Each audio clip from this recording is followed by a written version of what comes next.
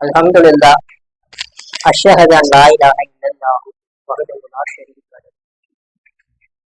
கடவுளை தவிர வேறு தெய்வம் இல்லை என்று நான் சாட்சியம் பார்க்கின்றேன். அவர் தனித்தவர், எந்தவித தேவையற்றவர், ஈடு இணைகளற்றவர், மிக்க கருணையாளர். இன்ஷா அல்லாஹ் இந்த ஜும்மாவுக்கு புலம்புறது, நம்பிக்கையாளரோட பண்புகள்ல புலம்புதல் அப்படிங்கிறது ஒண்ணு இருக்கவே இருக்காது. அதை பத்தின விஷயங்களை பார்ப்போம். ஏன்னா நம்ம எல்லாருமே ரொம்ப ஈஸியா செய்யக்கூடிய விஷயம் என்னன்னா வீண் பேச்சு பேசுறதுதான். நம்ம எல்லாருமே ரொம்ப எளிமையா செய்யறது, வேஸ்ட் பண்றது என்னன்னு பார்த்தோம்னா அந்த வீண் பேச்சு பேசுறது தான். நம்ம அவ்வளோ ரொம்ப நேரம் செய்யக்கூடியவங்களா இருக்கிறோம்.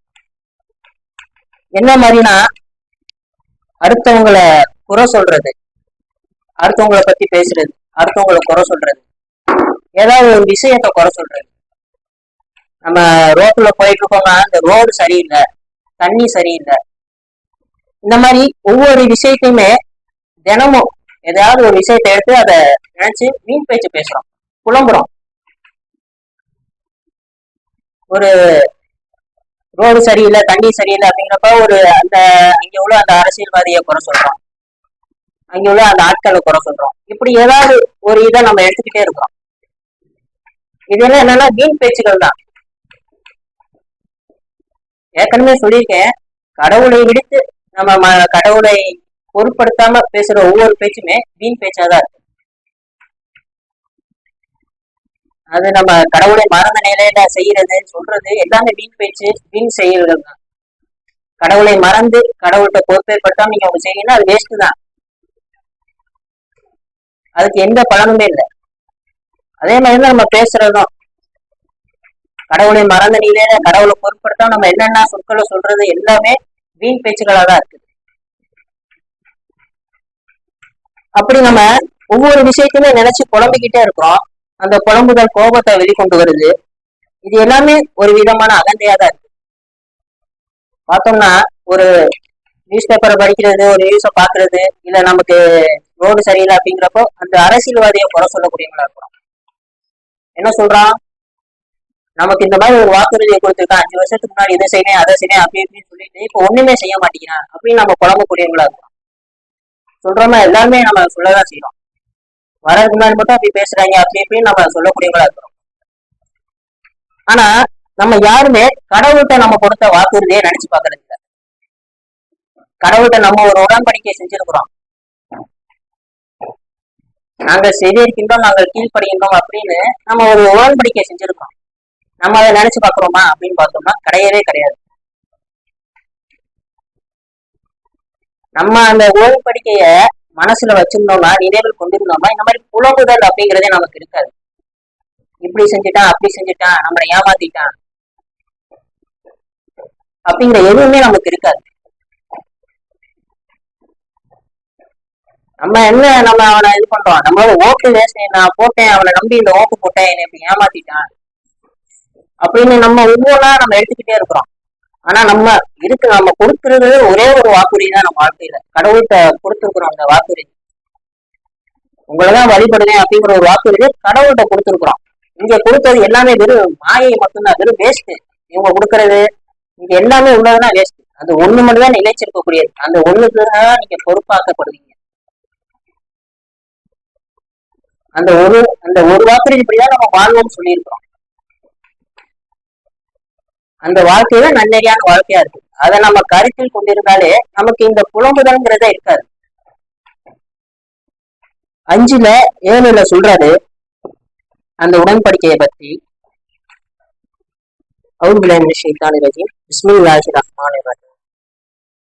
உங்கள் மீதான கடவுளின் ஆசியையும் மேலும் உங்களுடன் அவர் உடன்படிக்கை செய்து கொண்ட அவருடைய உடன்படிக்கையும் நினைவில் கொள்ளுங்கள். நீங்கள் கூறினீர்கள், நாங்கள் செவியேற்கின்றோம், மேலும் நாங்கள் கீழ்ப்படுகின்றோம். நீங்கள் கடவுளை கருத்தில் கொள்ள வேண்டும். உள்ளார்ந்த எண்ணங்களை கடவுள் முற்றிலும் அறிந்தவராக இருக்கின்றார். சொல்றாங்க, அந்த உடன்படிக்கையை நினைவில் கொள்ளுங்கள் அப்படிங்கிற சொல்றாரு. அதை யாரெல்லாம் நினைவில் கொள்றாங்களோ அவங்க இந்த மாதிரி எதையுமே குறை சொல்ல மாட்டாங்க,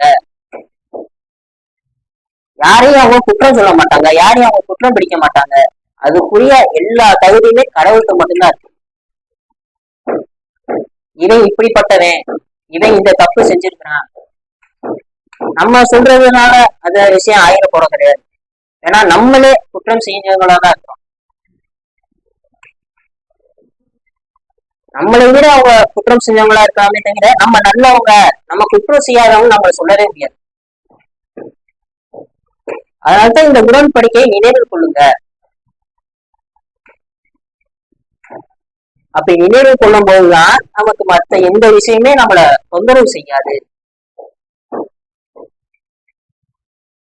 ஏன்னா அதுக்கப்புறம் சொல்றாரு, நீங்க கடவுளை கருத்தில் கொள்ள வேண்டும், உள்ளார்ந்த எண்ணங்களை கடவுள் முற்றிலும் அறிந்தவராக இருக்கிறார். அந்த மாதிரி யாரெல்லாம் நினைச்சுக்கிறாங்களோ கடவுளை, எல்லா விஷயத்திலுமே கடவுள் மேல பொறுப்பேற்படுத்தி கடவுளை நினைவு கூர்ந்து யாரெல்லாம் இருக்கிறாங்களோ அவங்களுக்கு இந்த மாதிரி கெட்ட விஷயங்கள்லாம் அவங்க செய்யக்கூடியவங்களா இருக்க மாட்டாங்க. இதனாலதான் இது, இதனாலதான் இது அப்படின்னு அவங்க எதையுமே காரணம் சொல்ல மாட்டாங்க. கடவுளுடைய நாட்டம், நம்ம நம்பிக்கையை வச்சிருந்தோம்னா நமக்கு எல்லாமே கடவுளுடைய நாட்டமாக தான் தெரியும். அதை விடுத்து மற்றொன்றா நமக்கு எதுவுமே தெரியாது. காரிச நீங்க எடுத்தீங்க, நம்ம பார்க்கறது எல்லாமே அப்படிதான் நடக்கும். இதனாலதான் இப்படி ஆயிடுச்சு, அதனாலதான் இப்படி ஆயிடுச்சுங்கிற அந்த சிந்தனை நமக்கு வராது. இது வரைக்கும் நமக்கு வந்துட்டு அந்த சிந்தனை கொஞ்சம் கொஞ்சமா குறைய ஆரம்பிக்கும். எப்பன்னா நீங்க கடவுளை கருத்தில் கொள்ளக்குள்ள அந்த சிந்தனைகள் குறைய ஆரம்பிக்கும். ஆனா அந்த சிந்தனைங்கிறது ஒரு உதாரணமா இங்க வேலை செய்யற ஒரு ஆள் சொல்றாரு, நான் தூங்கும் போது கூட அடுத்த நாள் எனக்கு என்ன வேலை செய்யணும், எப்படி செய்யணும் அப்படிங்கிறது மண்டைக்குள்ள ஓடிக்கிட்டே இருக்கும். அதனாலதான் இந்த தொழில ஒரு முன்னேற்றம் அடைஞ்சிருக்கிறேன் அப்படிங்கிறத சொல்றாரு. அது ஒரு நல்ல விஷயமா சொல்றாரு. ஆனா அங்க என்ன சொல்றாங்கன்னா, நீங்க கடவுளை கருத்தில் கொள்ளணும். நம்மளோட அந்த இந்த உலக வாழ்க்கை நமக்குள்ள அப்படி ஊறி போயிருக்குது. நம்ம தூங்கும் போது கூட நாளைக்கு என்ன செய்யணும், என்னெல்லாம் செஞ்சு இந்த வேலையை முடிச்சலாம் ஈஸியா இப்படின்னு அந்த வேலை தொடர்பா அந்த பணத்துக்கு பின்னாடி, இல்ல நம்மளோட உறவுகளுக்கு பின்னாடி, நம்மளோட குழந்தைகளுக்கு பின்னாடி, இப்படி ஏதோ ஒண்ணு நம்ம தூங்கும் போது கூட நம்ம மண்டையில ஓடிக்கிட்டே இருக்கு. ஆனா அங்க கடவுள் என்ன சொல்றாங்கன்னா, நீங்க கடவுளை கருத்தில் கொள்ளணும். அவங்க முழிச்சிருந்தாலும் சரி, அவங்க தூங்கினாலும் சரி, அவங்களோட ஆள் மனசுல கடவுளை பற்றிய எண்ணங்கள் தான் ஓடும். ஏன் இது இப்படி நடக்குதுன்னா, அதுக்கு கடவுள் ஒரு நாட்டம் வச்சிருக்கிறார். அதுக்குரிய காரணத்தையும் நமக்கு காட்டக்கூடியவரா இருக்கிறார். நம்பிக்கையாளர்களுக்கு அதுதான் ஓடிக்கிட்டே இருக்கும் அவங்களோட சிந்தனைகள்ல. நம்ம இந்த உலகத்தை பற்றி பிடிச்சுக்கிட்டே இருந்தோம்னா நம்மளோட சிந்தனைகளை இந்த பணத்தை எப்படி பெருக்கிறது, பணத்தை எப்படி சேமிக்கிறது, பிள்ளைகளை எப்படி முன்னுக்கு கொண்டு வர்றது, இந்த மாதிரி விஷயங்கள் தான் நம்மளோட சிந்தனைகள் ஓடிக்கிட்டே இருக்கும். இதுதான் நம்பிக்கையாளர்களுக்கும் நம்ம மறுப்பவருக்கும் ஒரு வித்தியாசமா இருக்கு. அவங்க எல்லாமே அவங்களோட சிந்தனைகளை எப்படி ஓடும், ஆனா அதே சமயம் நம்பிக்கையாளர்களோட சிந்தனைகள் எப்படி இருக்கும் அப்படிங்கிறத கடவுள் நமக்கு சொல்றாரு. இதெல்லாம் இங்க நடந்த ஒரு விஷயம் தான், அவங்க சொல்லக்கூடிய விஷயம் தான். தூங்கும்போது கூட எனக்கு இந்த மாதிரி ஓடிக்கிட்டே இருக்கும், ஆனா அதெல்லாம் கொஞ்சம் கூட நல்ல விஷயமே கிடையாது. அதெல்லாம் நம்ம வழி தவறி போறதுக்கான விஷயங்கள் தான். இன்ஷா அல்லாஹ் தொடர்ந்து பார்ப்போம். அடுத்ததான் இந்த தயக்கம் அப்படிங்கிறத பத்தி பார்ப்போம். 8ல 55, 56, 57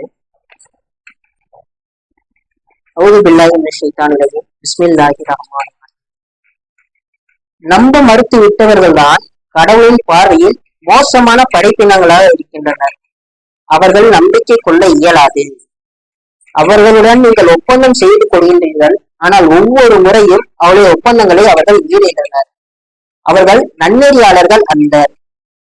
ஆகவே போரில் அவர்களை நீங்கள் எதிர்கொள்வீர்களாகி அவர்களுக்கு பின்னால் வருபவர்களையும் அச்சுறுத்தி தடுக்கின்றது ஒரு முன்னுதாரணமாக அவர்களை நீங்கள் அமைக்கிட வேண்டும். அவர்கள் கவனத்தில் ஏற்றுக்கொள்ளும் பொருட்டு சொல்றாங்க. இந்த வசனம் சொல்றாங்க, ஒரு உதாரணமா ஒண்ணுமே இல்ல, நாளைக்கே ஒரு போர் ஒண்ணு வருதுன்னு வச்சுக்கோங்க. அப்படி ஒரு போர் ஒண்ணு வந்துச்சுன்னா நீங்க கடவுளுடைய கட்சி கடவுளுடைய அணியில நம்ம போய் நிற்போமா அப்படிங்கிறத நீங்க உங்களுக்குள்ளே கேட்டு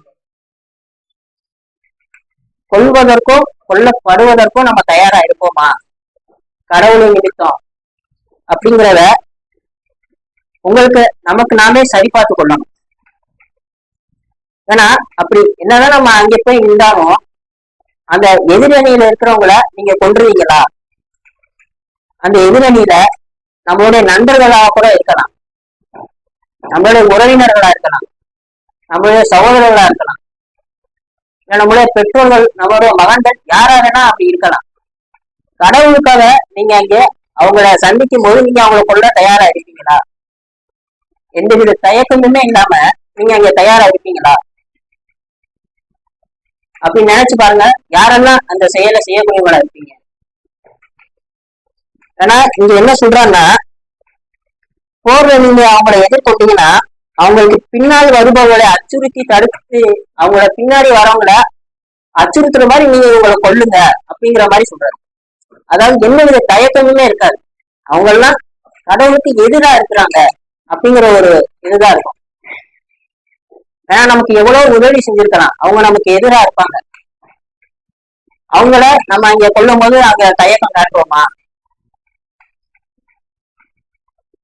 ஏன்னா ஆபிரகாமோட உதாரணத்தை நம்ம பார்க்கலாம். ஆபிரகாம் அவருடைய மகனை பலி கொடுக்க போறாரு. கடவுள் அவருக்கு ஒரு கட்டளை பிறப்பிச்சிருக்காரு கனவுல. அந்த கட்டளைய எந்தவித தயக்கமுமே இல்லாம அங்கே செயல்படுத்துறாரு. ஆபிரகாம் மட்டும் இல்ல, அந்த விஷயத்தை அவரோட மகன்கிட்ட சொல்றாரு. அவரும் அதுக்கு எந்தவித ஆட்சேபனையுமே தெரிவிக்காம கடவுளுடைய நாட்டம் இப்படி இருந்தா அப்படியே ஆகட்டும்ங்கிறதான் சொல்றாரு. அங்க பாத்தீங்கன்னா அவரும் எந்தவித தயக்கமுமே காட்டல, அவருடைய மகனும் எதுவும் காட்டல. அதுதான் நம்பிக்கை. நமக்கு இந்த போர்ல மட்டும் இல்ல, நம்மளோட தினசரி வாழ்க்கையில இந்த மாதிரி சூழ்நிலைகள்ல நம்ம அடப்பட்டுதான் இருக்கிறோம். ஒரு நம்ம மருத்துவர்களா இருக்கட்டும், நையா வஞ்சகளா இருக்கட்டும், அவங்க கிட்ட நம்ம ஒரு போல்டா பேசுறதுக்கோ, அதாவது நம்ம பழக்கத்தினால அவங்க கிட்ட நம்ம வெளிப்படையாக கூட நம்ம நடந்துக்கிற மாட்டோம். இப்படி ஒவ்வொரு விஷயத்திலுமே நம்ம தயக்கம் காட்டுறோம். போர் வந்தா மட்டும்தான் அப்படி கிடையாது. அந்த நிலை நமக்கு நடக்கக்கூடிய இந்த சூழ்நிலையிலையும் நம்மள கடவுள் நிறுத்தி காட்டுறாரு. நம்பிக்கையாளர்கள் எந்த விஷயத்திலுமே அவங்க தயக்கம் காட்ட மாட்டாங்க. கடவுளுக்கு அவங்க எதிரா ஏதாவது சொல்றாங்கன்னா அவங்க அதை உடனே தட்டி கேட்பாங்க, உடனே அவங்களை அலட்சியப்படுத்திடுவாங்க, அவங்களுக்கு வந்து நட்பு பாராட்ட மாட்டாங்க.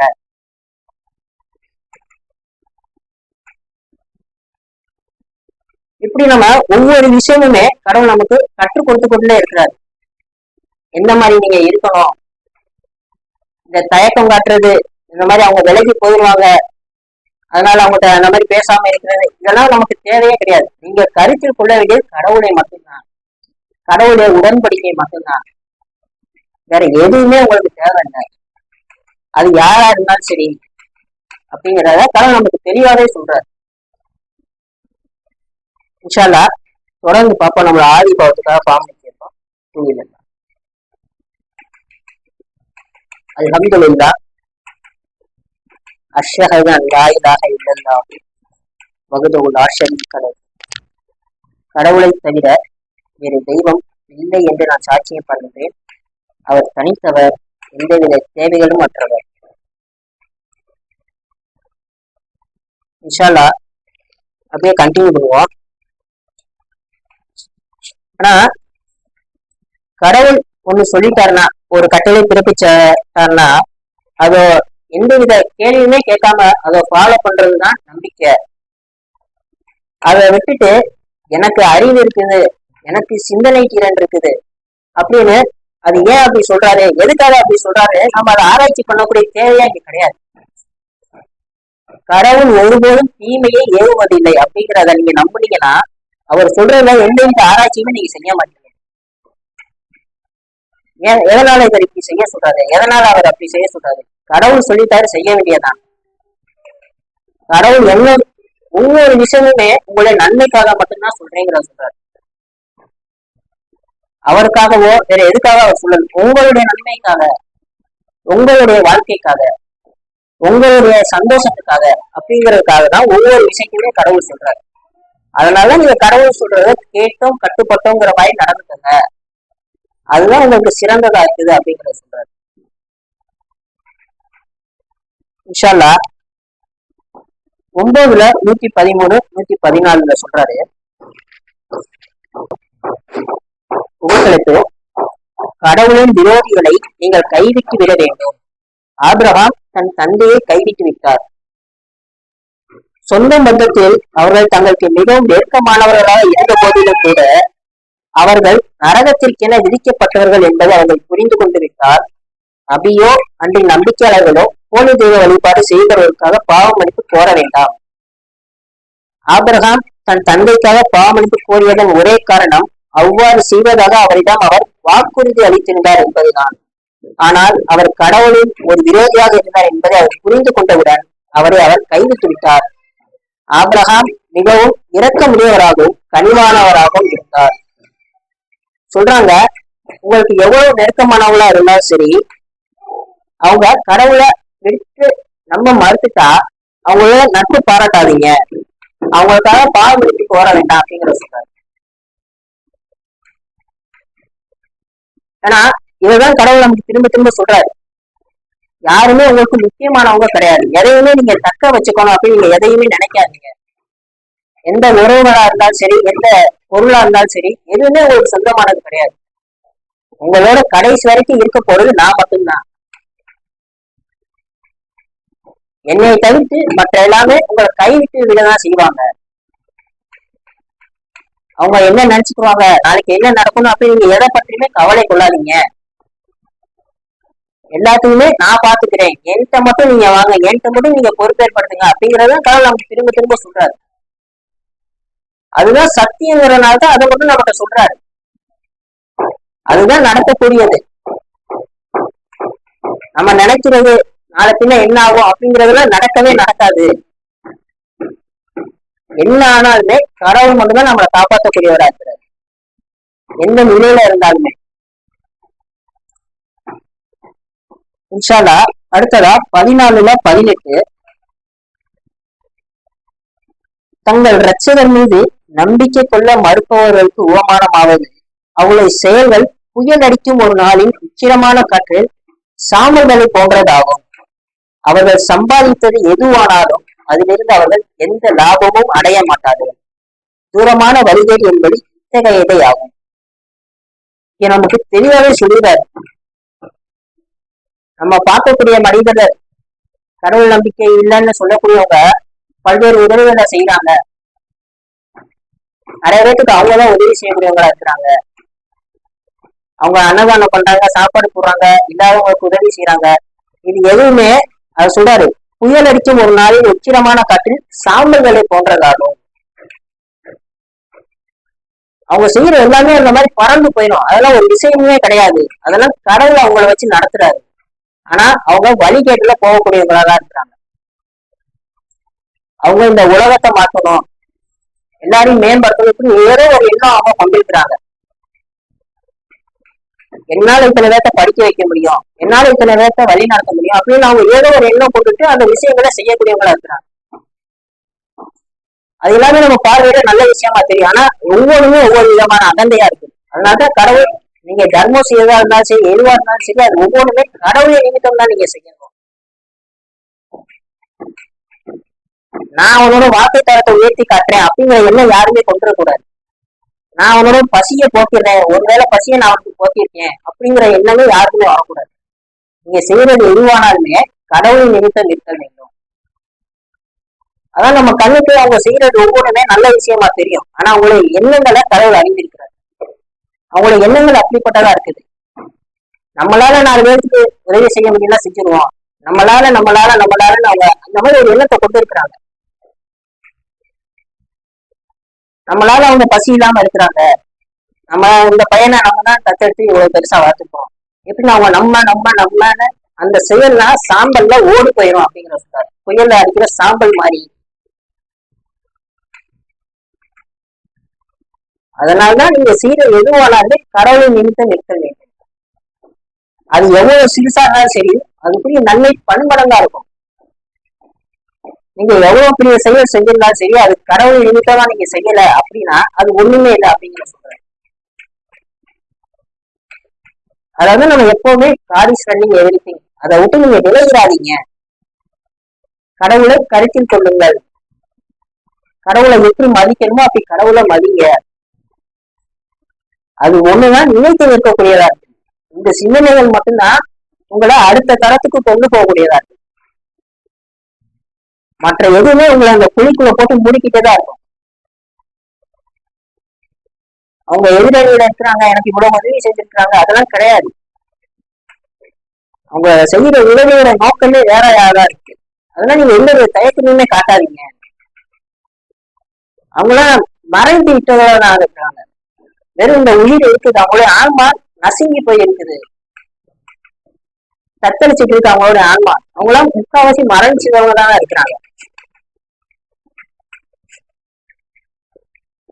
இன்ஷா அல்லாஹ் தொடர்ந்து பார்ப்போம். அடுத்ததா 10:58 பிஸ்மில்லாஹ். நம்பிக்கையாளர்களுக்கு ஆனந்தம். உபத்தலைப்பு கூறும் கடவுளின் அருளை கொண்டும் அவருடைய கருணையை கொண்டும் அவர்கள் பெரும் மகிழ்வை அடைய வேண்டும். அவர்களால் சேகரிக்க முடிந்த எந்த செல்வத்தையும் விட இது மிகவும் மேலானது. சொல்றாங்க, நமக்கு கிடைச்ச இந்த வாழ்க்கைய ரொம்ப பாக்கியமிக்க ஒரு வாழ்க்கையா தான் கடவுள் நம்ம கொடுத்துருக்காரு. மிகப்பெரிய கருணையா தான் கொடுத்துருக்கிறாரு. அதுக்கே நீங்க பெரும் மகிழ்வு அடையணும். உங்களுக்கு இந்த வாய்ப்பை கொடுத்து உங்களுக்கு ஒரு உள்ளுணர்வை கொடுத்துருக்கிறாரு. எந்த விஷயத்திலுமே கடவுள் அப்படிங்கிறத விட்டு நீங்க விலகாத மாதிரி ஒரு உள்ளுணர்வு கொடுத்துருக்கிறாரு. அந்த சிந்தனைகளை உங்களுக்கு அதிகமாக வர நீங்க அந்த இதுக்கே நீங்க பெரும் மகிழ்ச்சியா இருக்கணும். இதுதான் அவங்க சேகரிக்க முடிந்த எந்த செல்வத்தையும் விட மேலானது அப்படிங்கிறத டிக்ளேர் பண்ணிடுறாரு. நம்ம இங்க தேடிட்டு இருக்கிறோம் நம்மளோட பிள்ளைகளை பெருக்கிக் கொள்றது, ஒரு வாரிசு இல்லைன்னா என்ன ஆக போகுது, இதெல்லாம் விட இதெல்லாம் ஒரு பொருட்டு இல்லை அப்படிங்கிற சொல்லிடுறாரு. கடவுளின் பார்வையில் இதெல்லாம் ஒரு பொருட்டே கிடையாது. கடவுள் இதை பத்தி ஒருபோது கேள்வி கேட்கவே மாட்டார். உனக்கு பிள்ளை இல்லை, நீ ஏன் இவ்வளவு சொத்து சேர்க்கல, அதை பத்தி அவர் கேள்வியே கேட்க மாட்டார். அவர் கேட்கறது நீ ஏன் நம்பிக்கை கொள்ளல அப்படிங்கிற அந்த மட்டும்தான் அங்க கேள்வியாவே இருக்கும். மற்ற எந்த கேள்வியுமே அங்க இருக்காது. நம்ம இங்க போட்டு புலம்பிட்டு இருக்கிறோம் பாத்தீங்களா, அடுத்து என்ன அடுத்து என்ன, அந்த மாதிரி அந்த விதமான கேள்வியே அங்க அவர் கேட்க மாட்டார். அடுத்து என்ன ஆகும் பயப்படுறது அப்படி இப்படின்னு எதுவுமே அங்க இருக்காது. ஏதோ பார்த்தீங்கன்னா இங்க நம்ம கேள்வி கேட்க மாட்டோம். எதுவா இருந்தாலும் அங்க கடவுளை பற்றி மட்டும்தான் நீங்க சிந்திக்கக்கூடியவங்களா இருக்கும். அதை பற்றி மட்டும் ஒரு விசாரிப்பார். எதனால நீ வழி தவறி போன, எதனால நீ நம்பிக்கை கொள்ளல அப்படிங்கறது மட்டும்தான் இங்க கேள்வியா இருக்கும். நம்ம வாழ்க்கையில இங்க பெரும்பாலான நேரங்களை நம்ம பயந்துகிட்டு இருக்கோம் பாத்தீங்களா, என்ன ஆகும் அதை பத்தி அங்க துளியுமே அக்கறை இருக்காது. நம்மளுடைய வாழ்க்கை நோக்கமா இங்க உன்னை தேடி ஓடிக்கிட்டு இருக்கிறோம், ஆனா அது அங்க ஒரு பொருட்டாவே இருக்காது. ஆனாதான் இங்க தெளிவா சொல்லிடாரு, கடவுளை மட்டும் வழிபடுறதுதான் ஒரு வாழ்க்கையோட நோக்கமே, வேற எந்த நோக்கமுமே கிடையாது இந்த வாழ்க்கையில. நீங்க இந்த மாதிரி செய்யணும் அந்த மாதிரி செய்யணும், நீங்க சாகுறதுக்குள்ள ஒரு வீடு கட்டணும் இப்படின்னு நிறைய பேர் கனவுகளோட தெரிஞ்சுட்டு இருக்கிறோம். நமக்குன்னு ஒரு இடம் இருக்கணும், நமக்குன்னு ஒரு வீடு இருக்கணும், சொந்த வீடு எப்படியாச்சும் கட்டி நம்ம கஷ்டப்பட்டு, இதெல்லாம் வாழ்க்கையோட கனவுகள் வாழ்க்கையோட நோக்கமா நிறைய பேர் தெரிஞ்சுட்டு இருக்கிறோம். அதெல்லாம் ஒரு பொருட்டே கிடையாது. கடவுளை மட்டும் வழிபடுறது அதுதான் நம்ம ஒவ்வொருத்தருடைய வாழ்க்கையை நோக்கம். அதுதான் ஒவ்வொருத்தருடைய கனவுகளாக இருக்குது. நம்பிக்கையாளருடைய கனவுகள் அப்படிப்பட்டதா இருக்குது, அவங்களுடைய சிந்தனை அப்படிப்பட்டதான் இருக்குது. கடவுளை மட்டும் வழிபடணும், கடவுளை மட்டும் வழிபடணும், கடவுளுக்காக தர்மம் கொடுக்கணும், கடவுளுக்காக ஜக்காத் கொடுக்கணும், கடவுளுக்காக மட்டும்தான் போகணும். இது ஒவ்வொருமே அவங்க கடவுளுக்காக இருக்கிறதுனா நிலையானதா இருக்குது. அது மட்டும்தான் வெகுமதி அளிக்கக்கூடியதா இருக்குது. மற்ற எல்லாமே வீணான ஒண்ணுதான். இன்ஷா அல்லாஹ் நம்மளையும் கடவுள் இந்த மாதிரி அதிகமான சிந்தனைகள் அவரை நோக்கி நம்ம திருப்பக்கூடிய சிந்தனைகள் கடவுள் நமக்கு தர கடவுள்கிட்ட பிரார்த்தனை செய்வோம். அக்கிமு ஸலாத் தொடர்பு தொழுகைக்கு ஆயத்தமாகும்.